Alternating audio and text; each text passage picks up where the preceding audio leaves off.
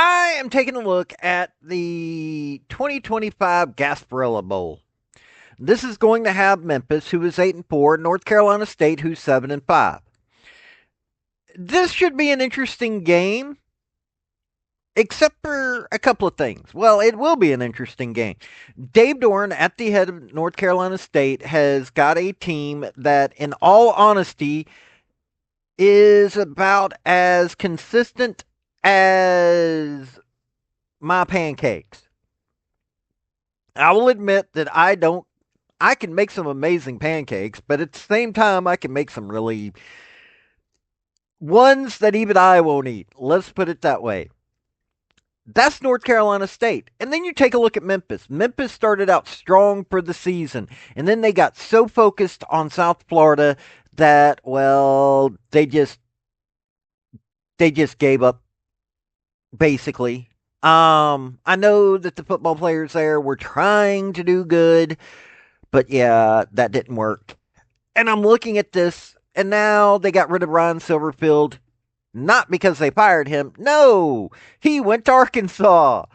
I'm interested in how that's going to go. I really am.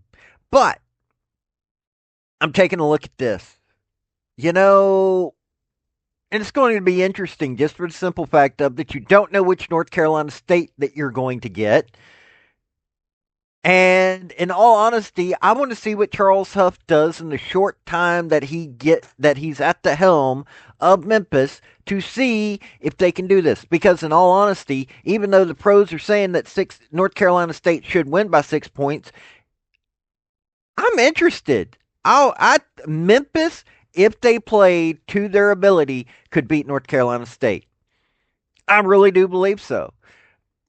So this is going to be a fascinating game. Charles Huff is a fascinating person. I mean, he took Marshall all the way to a Sun Belt Conference championship and then switched Sun Belt Conference teams to Southern Miss. I guess he realized that nobody really liked him within the conference, but he did take them to a bowl game his first year there. They needed to be turned around, I guess. And now he's at Memphis. American Conference ain't no joke conference. These teams, they've got Casey Keeler at Temple. I'm waiting to see how far he takes Casey Keeler. Tulane is consistently a powerhouse. Memphis is consistently a powerhouse. South Florida turned into a powerhouse, and let me tell you something. With Brian Hartline now the head coach, yeah, they're going to be a powerhouse. Army and Navy may not always be powerhouses, but when they're clicking, good luck. North Texas, I'm fascinated to see what happens at North Texas, even though, in all honesty, I think it's Neil Brown that took over. I'm not. He's no Eric Morris, in my opinion. But you've got some fascinating things that Charles Huff has come into. Dave Doeren, 2 conference titles at Northern Illinois. He then goes to NC State, and he's gone 94-70 at NC State. He just can't be consistent. The man has no ability to be consistent. Last year, lost to East Carolina in the Military Bowl.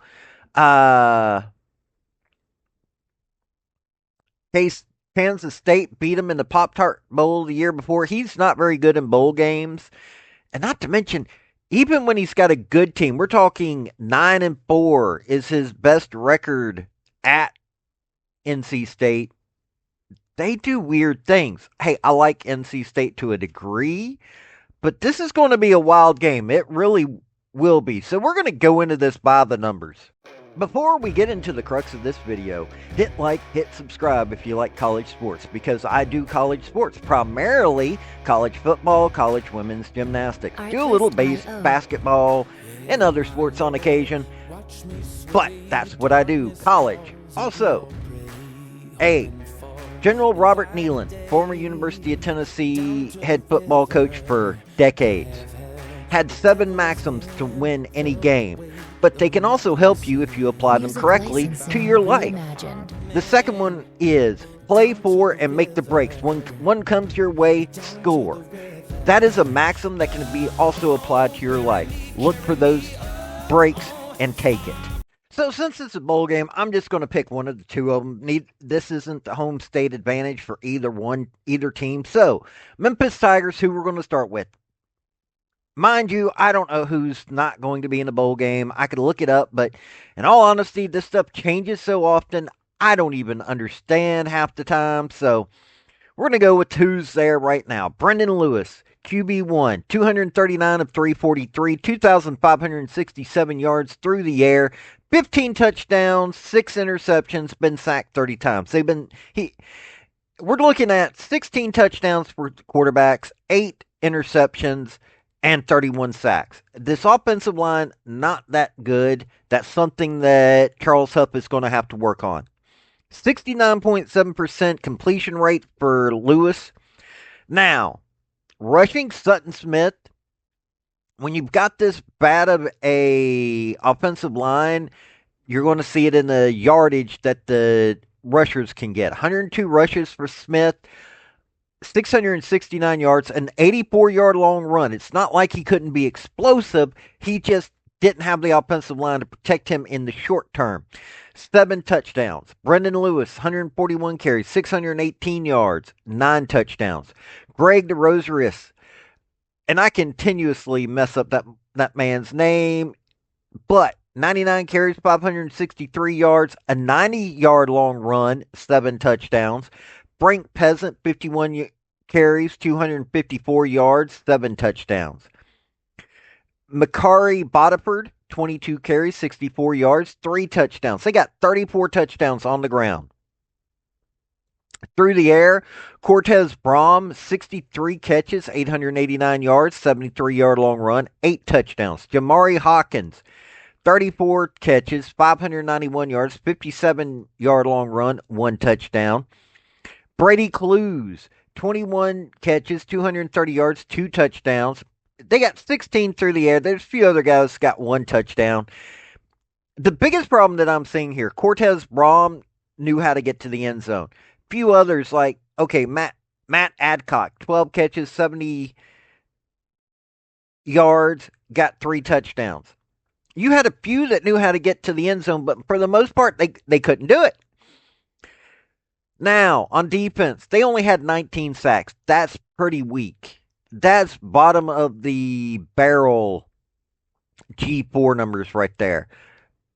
41 pass deflections, 12 interceptions, not bad numbers at all. They scored on 2 of their interceptions. 11 forced fumbles, 7 fumble recoveries. That's not bad. Now, they had a classic defense this year. Sam Brumfeld, linebacker, 106 tackles, 4.5 sacks, 1 interception. They're relying on him a little too much. You want to know why I know that? Kamari Wilson, defensive back, second leading tackler, 78 tackles. You've got a 30 tackle difference between your top and your second.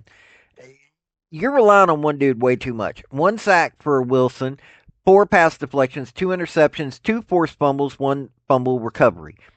Hey, it's not like Kamari Wilson wasn't doing the work. I mean, you've got dudes that were doing the work. Chris Bracey, defensive back, 74 tackles. 8 pass deflections, 1 interception, 1 forced fumble, 1 fumble recovery. Drew Watts, defensive back, 69 tackles, 3 sacks, 2 pass deflections, 1 forced fumble, 1 fumble recovery. You've got dudes that are doing the work, but it drops way off after the first few guys on the list. Penalty-wise, you're looking at 66 penalties, 560 yards for the year, 46 yards a game. You know, you've got good guys on this team. Their offense isn't that balanced because their offensive line just stinks. Their wide receivers don't know how to get to the end zone except for Cortez Braum. And, there are a few from the other guys, but basically their receiving corps doesn't know how to get into the end zone. They're having to rely on the run game, who's getting stifled by having barely any offensive line. That is Memphis for you. Now, let's take a look at the Wolfpack. CJ Bailey, 259 of 372, 2,844 yards through the air, 69.6% completion rate. 23 touchdowns, 9 interceptions, 20 sacks. Overall, 24 touchdowns from their quarterback room, 10 interceptions, 21 sacks. Not a bad offensive line. Uh, don't like the interception to touchdown ratio, but it is what it is. That's why they're so inconsistent this year. Hollywood Smothers has been a really good part of their team. 160 carries, 939 yards on the ground, 65-yard long run, 6 touchdowns. Jaden Scott, 87 carries, 487 yards, 69-yard long run, 4 touchdowns. CJ Bailey, 82 carries, 215 yards, 5 touchdowns. Will Wilson, when he comes in, he doesn't need to throw. Did throw an interception. He's 3 of 5. But when he's in there, it's sort of like, in a way, it sort of looks like what Bob Chesney was doing at JMU. Will Wilson, 39 carries, 145 yards, 9 touchdowns. And Cody Hardy has a touchdown. They got 25 touchdowns on the ground. They know how to ground and pound. Not as well as Memphis, but here's the difference. They've got 24 touchdowns through the air. Terrell Anderson, 38 catches, 637 yards, 75-yard long run, 5 touchdowns. Justin Jolie, and I remember him from last year, really good receiver, 47 catches, 468 yards, 59-yard long run, 7 touchdowns. You've got Wesley Grimes, Noah Rogers, Teddy Hoffman, Keenan Jackson, and Cody Hardy all have 2 touchdowns from receptions. Got a couple other guys got 1 each. It's a balanced offense. Got a decent offensive line. They just need to work on who to realize who they're throwing to. On defense, they've only got 18 sacks. Really? You played in this is an power conference defense and you've only got 18 sacks. 45 pass deflections, 8 interceptions. They scored on one of them. 4 forced fumbles, 6 fumble recoveries. This defense is a joke. This is the worst defense in Memphis, and Memphis is in a group of 5. Okay, they're one of the better group of 5 schools, but still. Caden Fordham, linebacker, 130 tackles. Really? You're relying on one player for that many tackles. 3.5 sacks, 3 pass deflections, an interception, 1 forced fumble, 1 fumble recovery. Kenny Soares. Now listen to this garbage. Kenny Soares, second leading tackler, 68 tackles, half a sack, 2 pass deflections, 1 fumble recovery. Why is there basically a half point, he's got almost, or right around half of what the top tackler is. Why are you relying on one person that much? Assad Brown, third leading tackler, 57 tackles. Seriously? 2 pass deflections, 1 interception. And Cian Sloan has got 55 tackles, 1.5 sacks, 1 pass deflection, 1 interception, 1 fumble recovery. This defense is Penalties, 66 of 640 for 643 yards and 53 yards a game. You've got no look of a power conference team here. This is a team that when they played outside their conference, they beat East Carolina by 7. They lost to Virginia Tech. No matter who you're dealing with, you lost to Virginia Tech this year. Lost to Notre Dame convincingly. They beat Wake Forest. They beat Campbell. An FCF school. Seriously, this team just, yeah.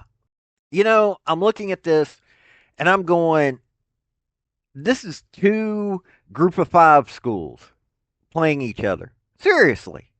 This is the last year of the group of 5. Next year it's going to be the group of 6.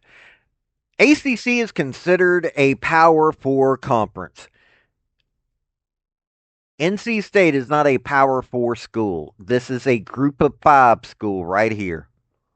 They've got a good offense. They've got their, you know, they would compete in pretty much any group of 5 conference. I doubt they could beat Boise State.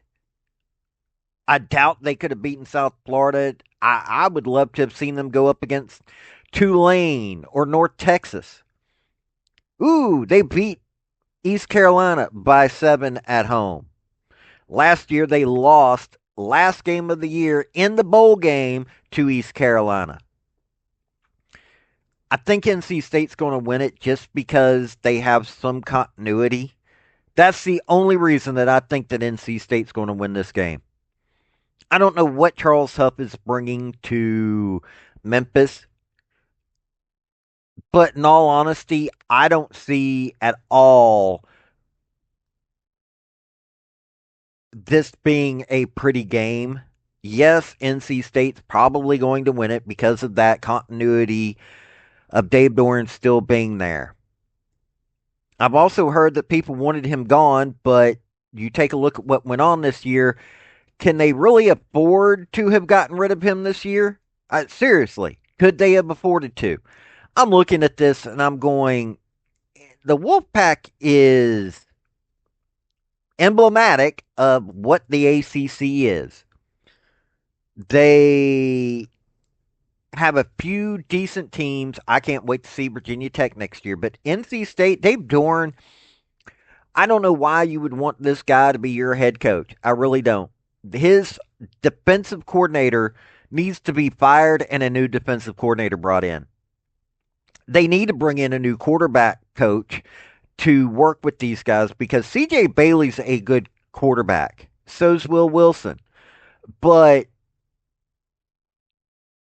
Teddy Hoffman is a wide receiver and he's got a touchdown pass. You need a quarterback. You need a quarterback coach coming in.